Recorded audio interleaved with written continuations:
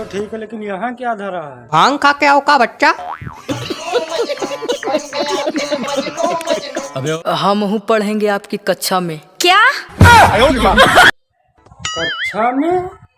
कक्षा में नहीं, उनके क्लास में पढ़ना है तुमको। अच्छा, हमको सिखा रिया है। अच्छा बताइए, इससे पहले तुम कहाँ पे पढ़ते थे?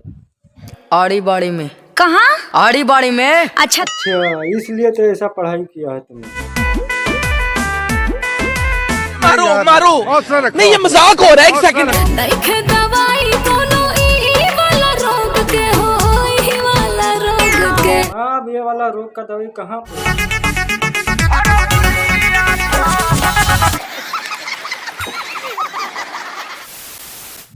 तो बस आज के लिए बस इतना ही। अगर वीडियो अच्छा लगा तो वीडियो को लाइक कर दीजिए। अगर चैनल पे पहली बार आए हैं तो चैनल को सब्सक्राइब कर दीजिए। सब्सक्राइब तुम लोग नहीं करते हो यार।